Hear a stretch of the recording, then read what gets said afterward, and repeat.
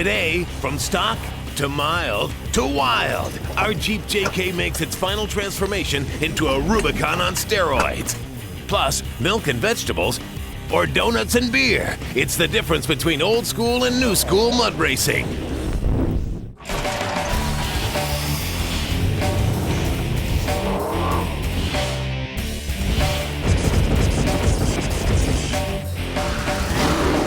Jeeps, Jeeps, Jeeps. You know, it doesn't matter where we go in this great off-road world we live in, there's one constant, and it's gonna be Jeeps. Whether it's a classic CJ like our cheap Jeep, basically semi-restored its original style, but set up for some great trail duty. Or maybe it's a full-on tube chassis, built for fun or competition, but has the styling of a Jeep because they're designed around the hood and the grille shell.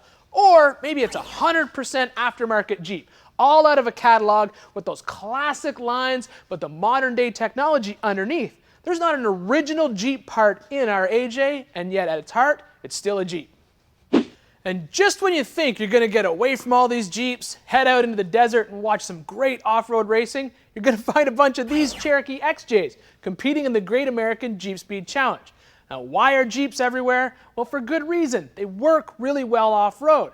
They've always been offered with fairly stout running gear for some mild fun out in the woods. Now, when Jeep decided to redesign the classic Wrangler and come out with the JK, they kind of had a tall order in hand, but they pulled it off, supplying this vehicle to the consumer with basically some mild-duty trail stuff right out of the box. Now, we got our JK from the guys at Quadratec, brand new 07 four-door model with less than 1,000 miles. And that didn't stop us from tearing into this truck for some slight modifications. We started pretty mild with a 2.5-inch lift, 33-inch Dick CPEC tires, and a bunch of goodies, some purely for looks, others to improve this Jeep's off-road ability. Then we hit the trail, and the truck did pretty good. But we knew somewhere under this Jeep skin was a hardcore trail truck just dying to get out. So we brought the truck back into the shop. We swapped out our 2.5-inch lift for a 6-inch, and we traded our 33s for some 37s. And today we're here to finish this truck up and get it back out onto that trail, all in an effort to make this badge mean something.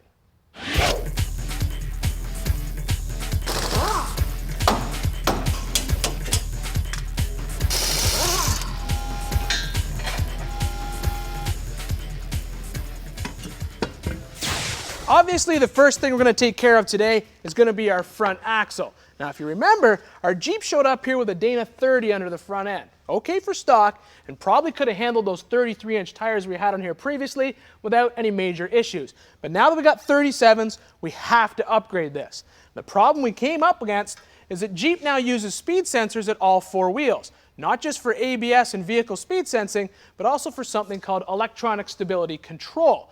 Now, if you don't have those hooked up, the Jeep goes into fail-safe mode and you can't drive it. The problem there, no one has a crate axle that reuses these outer knuckles and speed sensors. The guys at Quadratec helped us out. They got a brand new Rubicon 44 housing out of a brand new Jeep. It'll be able to handle our 37-inch tires thanks to the 30-spline axle shafts, and we'll be able to reuse the stock knuckles and speed sensors so we can have our electronic stability control. But more importantly, it's shipped here from the factory, electric locker already installed.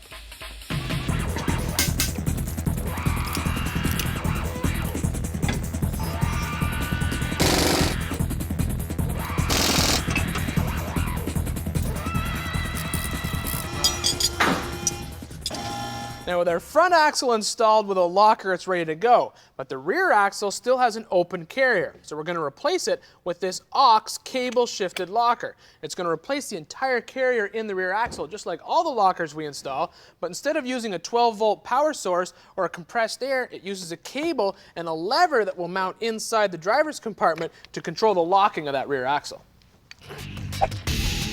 With the stock carrier removed from the Jeep, we'll pull off the side bearings, then swap the ring gear onto our new locker. One bonus to installing the aux locker is that the locker itself is integrated into the heavy-duty diff cover. That'll help protect our gear set when we're off-road. The cable is routed to the passenger compartment, and the lever is placed within easy reach of the driver. Now, if you remember the last time we pulled out this transfer case and sent it off to be prototyped into a new bolt-in transfer case for the JK. Well, the guys at Advanced Adapters were able to pull it off, and they now offer a complete replacement Atlas II specifically for this Jeep model. Now, to really appreciate how cool the Atlas II is, you got to be able to get inside it and see all the gears in action. And since you can't fit through that hole right there, we got this for you. The Atlas II from Advanced Adapters is a helical, multiple ratio gear set that is also fully synchronized, all housed in a one-piece aluminum alloy 356 T6 housing. Although it works like a typical transfer case, splitting the power coming from the transmission to both the rear and front axles, with a high range of 1-to-1 and different low ranges from 3-to-1 all the way to 5-to-1, the Atlas II is more than just a power splitter. The massive gears are supported by needle bearings riding on beefy 8620 steel shafts with synchros to allow for shift-on-the-fly capabilities. The output shaft assemblies are designed with large taper bearings with 32 spline shafts available for both the front and rear output. Aside from the Atlas's brute strength, what really makes it the ultimate off-road case are the separate shift rails for the front and rear axles. By placing the rear output in neutral and the front in low, power from the engine is diverted from the rear, sending 100% to the front axle. This allows maneuvers known as front or rear digs to occur. Once facing the direction you want, you can simply shift the rear output lever into low range and you're back on your way. One of the nice things about this Atlas, specifically designed for the JK, are the shifters themselves. Now, they're a cable-operated system, and that way we'll be able to mount this underneath our center console with no cutting. We'll be able to get that true Atlas twin-stick design and operate it from inside the truck without having to cut up the interior of our brand new Jeep to make it all work. Later, our JK is in for some severe punishment, Xtreme style. But up next, mud racing. Stay tuned.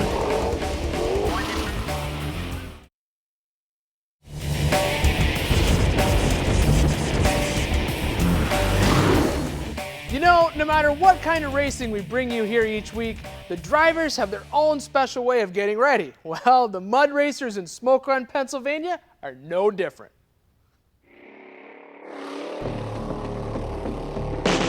4 times a year, the masochistic mud racers of Middle Pennsylvania lay it on the line at Muddy Run Raceway. If you love to play in the mud, this is the place to come. You better hang on. Once that light turns green, it's nothing, you don't think of anything. It just balls to the walls, everything the truck has. Have to listen to your wife bitch that you spend so much money, but there's nothing for that 2 minutes of running out on the track. It's an adrenaline rush like no other. Now, the track out here isn't easy on any truck, but the trucks aren't the only thing taking a beating. These men of the mud don't have to run, jump, or swig. They do have to be tough enough to withstand the pummeling punishment known as mud racing. Well, when you're out on the track, it's like being in a football game. You take a brutal beating. After a race, you are sore. Your back hurts the next day, your shoulders hurt the next day, your neck hurts. The next day after the mud race, I don't want to get out of bed for work. I just want to lay in bed all day. To have an edge requires more than a beefy truck. If you're not in good shape, you never worked out or nothing, you come out here and you get jerked around like that, you're going to pull muscle real quick. Sometimes with being four-wheel drive, the tires pull you and the wheel goes which way it wants to. You got to fight it a lot. You got to keep it straight and turning when you need to, not when it wants to turn. Once considered a sport of backwoods beer bashers, these modern-day mud runners race on premium fuel. A week before the race, I do kind of watch what I eat. I don't eat nothing spicy. I mostly eat like salads. Eat my Wheaties. Keep me strong. Old timers of this series aren't buying this fitness phooey. That's my conditioning, working on the truck, driving it around the yard and making my neighbors mad. The younger guys are coming in. It's good to see them. They're a little bit more fit than we are. And if they're working out or whatever, I'm not going to work out. Let the young guys do it. Looking to clinch titles in the open and supermod classes, Dick Woolmer runs it old school style. We're going to whip some ass. With 11 years in the trenches, his senior status allows him to spout strategy like a modern-day Svengali. I want to be out front, and that's what it's all about, being out front. You want to pass them, you want to treat them nice. You better be hammered down and hanging on. It's not a piece of cake. Walmer whomps them with a 418 horsepower Blazer. But it's his tire setup that's the icing on this cake. Are you on the same size tires front and rear? No. No, they're different? No. 32's on the front, 31's on the back. Oh, everyone's going tall, skinny on the front, taller, fatter on the back. Think about it. Fat tire's going to hold you up. Yeah, it's not going to slide. Yeah, that's smart. I like it.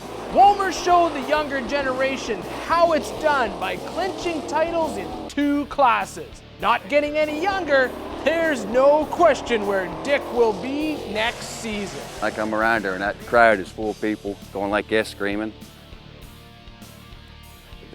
I don't know how to describe it. It does something inside you. When you lose that, there's no use coming. You know, when I hear somebody spreading it on pretty thick, I'm going to call them out. And those kids who were talking about eating healthy before the race, I saw them scarfing down chili dogs. So I think they may be stretching the truth. Time now for an Xtreme 4x4 tech tip.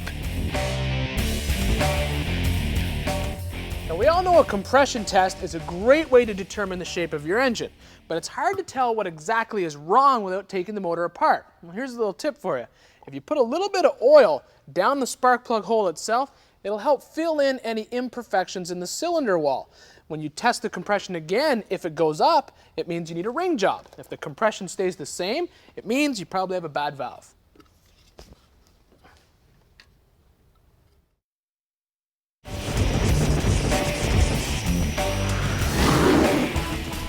Welcome back to Xtreme 4x4, where we're putting the finishing touches on our brand new JK. And I mean brand new. There's less than 1,000 miles on this truck. We're gonna add a couple more goodies, like an air-aid cold air intake, and a Gibson cat back exhaust.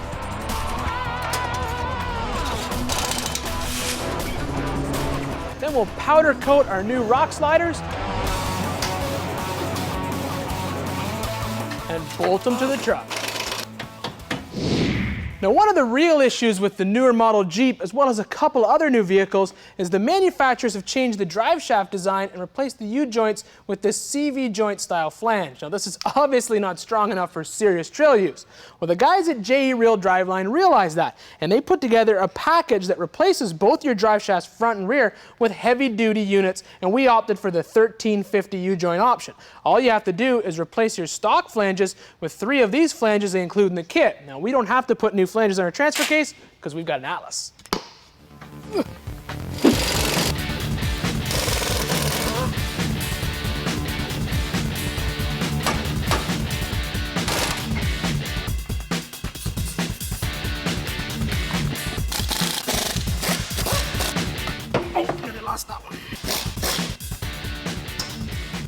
Now, so far today, everything we've put on our Jeep has turned our once stock JK into a great trail truck. And once we get these suspension seats in there, it'll be a comfortable trail truck. Now, suspension seats are great when you're running off-road because they have the interior steel structure and the webbing that's strung in between it. Basically absorbs all the shock when you're driving over obstacles. You don't feel it in your back. The downfall has always been that they came with a fixed back. Well, not the new Baja RS seats from Mastercraft. They are a fully reclinable suspension seat.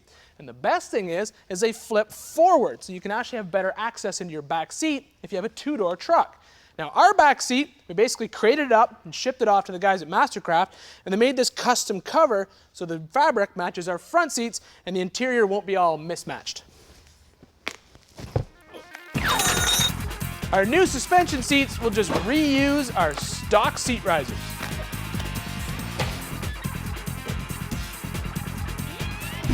Now that the JK is stouter than a Rubicon, how will it do on some extreme trails? Find out next.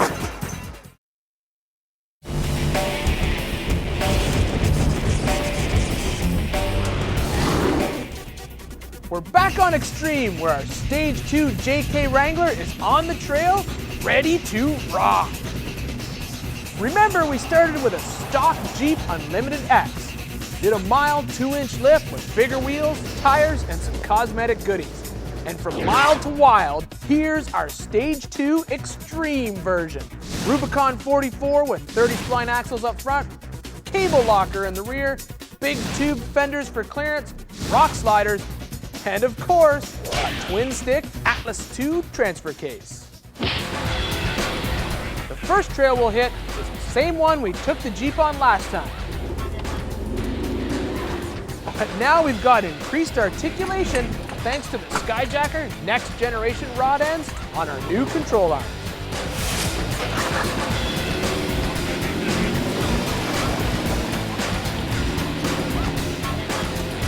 Next, we'll step it up a bit and try a more hardcore trail.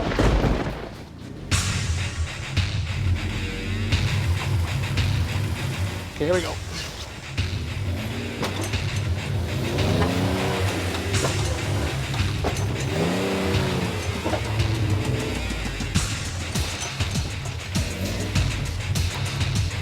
Whoa, that's the windshield tree.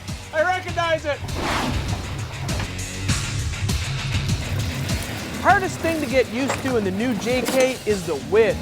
Just over 6 inches wider than the previous Jeep models, making tight trails even tighter.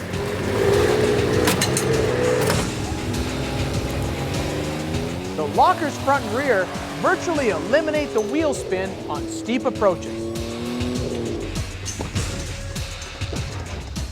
I always love how there's big old mud puddle right before I climb the rocks. Now here's a situation where having an Atlas II really pays off. There's no way that bumper is gonna climb over that rock. Now you're really high on this side. I need a better line, but when I back up, I'm against a tree. There's a tree back there. With the rear output in neutral, leave the front in low, pull up on the emergency brake, turn the wheels in the direction you want to go, and mash the gas. That's what a front dig's all about, my friend. Even though this truck is built as the Xtreme Jeep, there are limitations when you go wheeling in a vehicle you're still making payments on. And the key to being able to drive it home at the end of the day is knowing when the easy way out is your best bet. Well, there you have it. Our Stage 2 JK or Xtreme stage has really proven itself today out on the trail. And I gotta give props to the guys at Quadratec for handing the keys over to this brand new Jeep and letting us modify it any way we want. I think it really paid off, and this Jeep really is a trail rated 4x4. Now, it is.